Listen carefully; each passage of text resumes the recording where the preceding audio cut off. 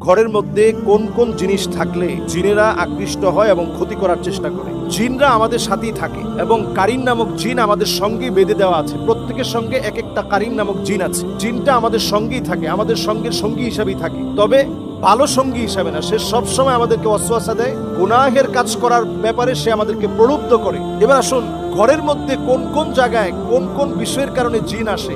যেমন ধরুন, আমাদের ঘরের মধ্যে আমরা অনেক সময় ঝুনঝুনি রাখি এবং পর্দাগুলোর ভিতরে এখন স্টাইলিস্ট যে পর্দাগুলো রয়েছে, ওই পর্দাগুলোর ভিতরে আপনি দেখবেন যে ঝুনঝুনি বাজতে থাকে। এগুলো আমরা এখন প্রত্যেকের ঘরে এখন ফ্যাশনেবল এই পর্দাগুলো ব্যবহার করি এবং সেখানে ঝুনঝুনি বাজতে থাকে। নবী সাল্লাল্লাহু আলাইহি সাল্লাম আমাদেরকে সতর্ক করেছেন, লা তাদখুলুল মালাইকা বাইতুন ফিহি জুলজুল। এই যে ঝুনঝুনি অথবা নুপুরের যে আওয়াজ, ছোট ছোট বাচ্চারা নুপুর পরে, পায়ের মধ্যে নুপুরের ঝুনঝুন ঝুনঝুন করে আওয়াজ হয়, এটার কারণে জিনেরা আকৃষ্ট হয়। আপনি চিন্তাও করতে পারবেন না, খুবই সিম্পল সাধারণ বিষয়, কিন্তু জিনেরা এতে করে আকৃষ্ট হয়, রহমতের ফেরেশতারা চলে যায়। এরপরে আপনার ঘরে অনেক সময় আমরা দেখা যায় ছোট ছোট বাচ্চাদেরকে পেশাব করিয়ে একটা কমোডের মধ্যে পেশাবটা জমিয়ে রাখি অথবা হাই কমোডে পেশাব করে ফ্লাশ করি না। এই কারণে জিন আপনার প্রতি আকৃষ্ট হয়, ক্ষতি করার চেষ্টা করে। বাউলুন মুনকাতি।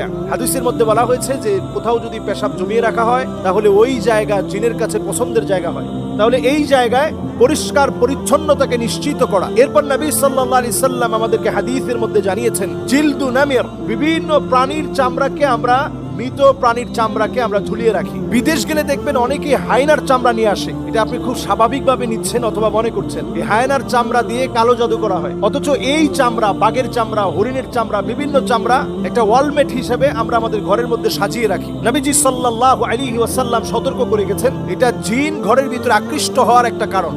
নবী আলাইহিস সালাতু ওয়াস সালাম এরপর আমাদেরকে সচেতন করলেন, জিন ঘরের ভিতরে আকৃষ্ট হওয়ার আরেকটা কারণ কাতিউ রাহিম, আত্মীয়তার সম্পর্ক যে ঘরের মধ্যে থাকে না। সন্তান হয়ে মাকে দেখতে পারে না, সন্তান হয়ে বাপকে দেখতে পারে না, সন্তান হয়ে আত্মীয় স্বজনের খবর তো নেয় না, নিজের ভাইয়ের খবর নেয় না, এইরকম ব্যক্তিদের ঘরে দুষ্ট জিনেরা আসে। রহমতের ফেরেশতারা এমন ঘরে থাকে না, দুষ্ট জিনেরা এই ঘরের ভিতরে আসে।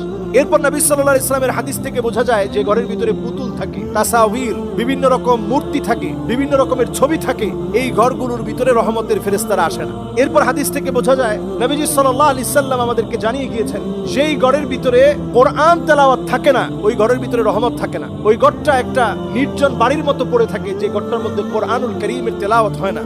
এজন্য ঘরের ভিতরে কোরআনুল কারীমের তেলাওয়াতকে ইনশিওর করা। প্রয়োজনে আপনি মোবাইল থেকে কোরআনুল কারীমের তেলাওয়াতকে ছেড়ে রাখুন। কোরআনুল কারীম তেলাওয়াত যখন বাজবে তখন অন্য মনস্ক না থেকে শোনার চেষ্টা করেন, সন্তানদেরকে অভ্যস্ত করেন। বাসার ভিতরে যখন খুব লাউডলি মিউজিক বাজানো হয়, এটা জিনদের আখড়ায় পরিণত হয়। এজন্য মিউজিককে বাসা থেকে একেবারে নিষিদ্ধ করে দেন। আমাদের কলিং বেলে মিউজিক, আমাদের মোবাইলের রিংটোনে মিউজিক, আমাদের বাচ্চাদের খেলনার ভিতরে মিউজিক,